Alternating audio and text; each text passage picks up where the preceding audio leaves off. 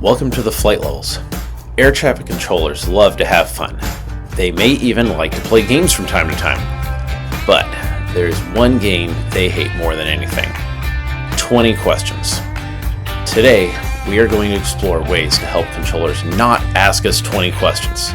Let's get to it.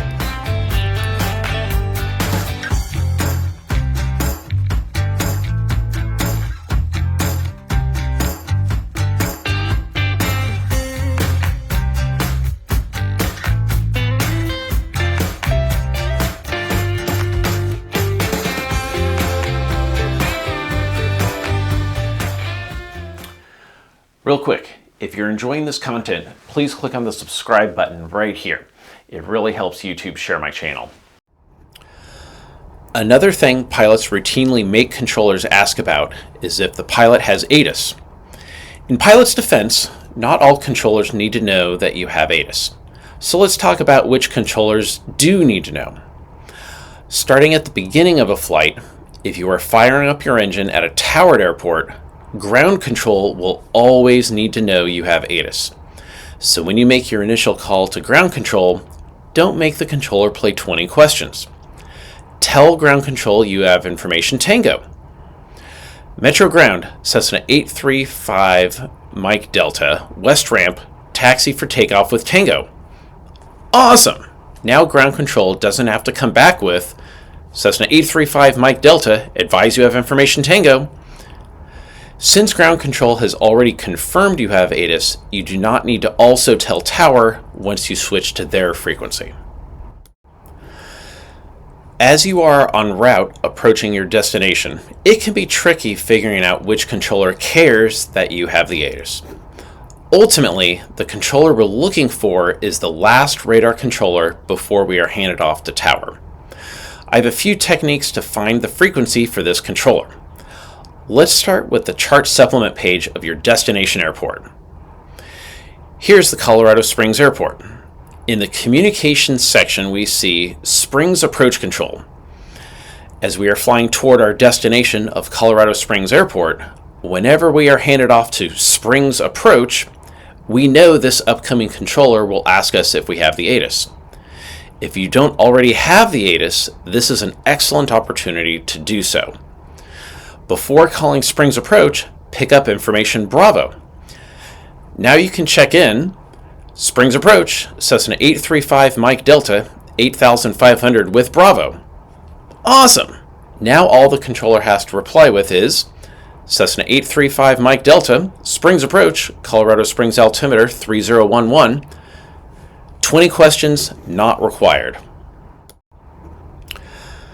Okay, so that one was pretty simple. Now, let's say your destination is the Steamboat Springs Airport. Let's take a look at that chart supplement page. It says Denver Center. Well, depending on where you're coming from, telling the first controller we speak with at Denver Center may be when we are in Kansas. That would not be helpful, nor would you be in range of the AWAS. Therefore, when the frequency listed in the chart supplement is a center, the controller we're looking for is the one on the specific frequency listed on the page. When we get the instruction to contact Denver Center on 120.475, that is when we need to report, well, in this case, the AWAS. You check in on 120.475 would go, Denver Center, Cherokee 9025 Charlie Alpha, 10,500 with the AWAS at Steamboat Springs. Fantastic! No need for the controller to ask 20 questions. So far, so good? Excellent. I will admit the techniques we've covered so far are not perfect. There are instances where controllers may have configured their VHF transmitters such that the frequency listed in the chart supplement is not being used. Or perhaps you're arriving from a direction where a different frequency or sector is appropriate. If all else fails, make it a standard practice to pick up the ATIS or AWAS as soon as practical. If you are flying in the vicinity of a Class Bravo or Charlie airspace, the terminal area chart will have appropriate control frequencies listed in the general vicinity of where those sectors are located. Those can be extremely useful to anticipate what may be your next frequency. Let's talk about ending flight following and switching over to tower or CTAF. I feel too many pilots have a misconception that you need to wait for the controller to initiate the ending of flight following. It usually goes something like this. Cessna 72 Foxtrot Tango, Brenham Airport, 12 o'clock, 900 miles, report the airport in sight. Cessna 72 Foxtrot Tango, looking for the airport. Cessna 72 Foxtrot Tango, airport in sight. Cessna 72 Foxtrot Tango, radar service is terminated. Squawk VFR, change to advisory frequency approved. Radar service is terminated. Squawk VFR, change to advisory frequency approved. 72 Foxtrot Tango. Holy, how much frequency time did that whole exchange just take up? Too much. That's how much.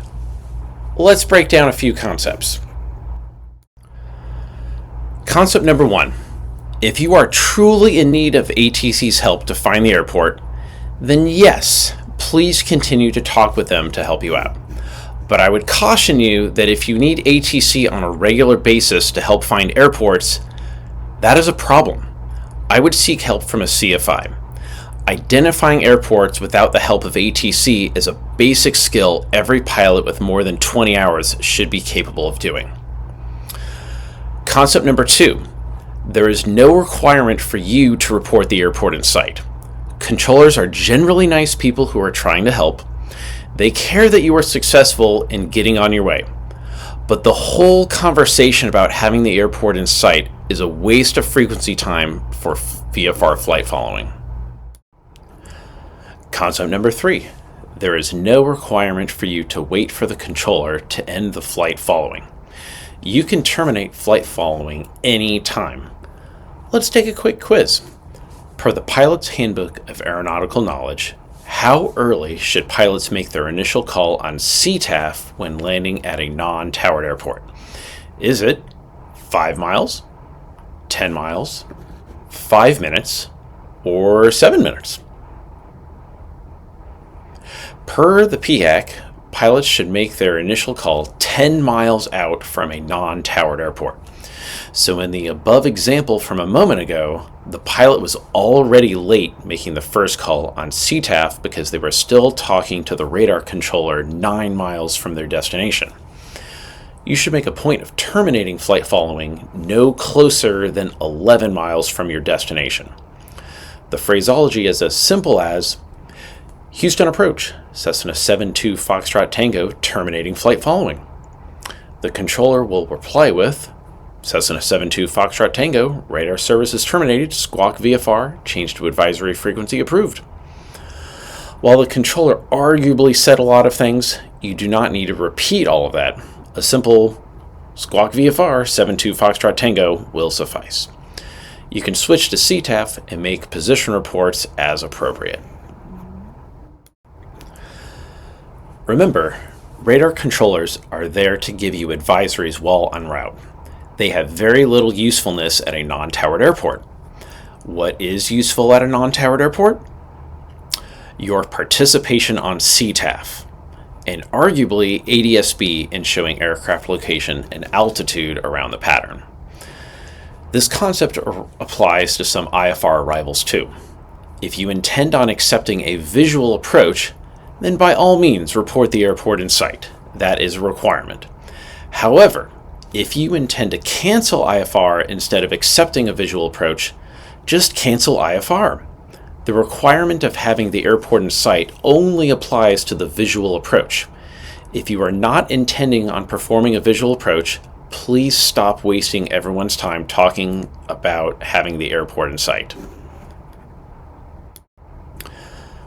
Continuing with IFR operations, here is another instance where controllers routinely have to play 20 questions with pilots. Let's say you are IFR inbound to Tracy, California, a non-towered airport east of San Francisco. NorCal, Cirrus 957 Tango Mike 8000 with the AWAS. Cirrus 957 Tango Mike NorCal, Stockton altimeter 29er 89er, say approach requested.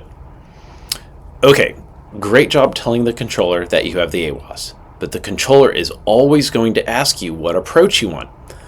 Let's avoid playing 20 questions and just tell them on your initial call.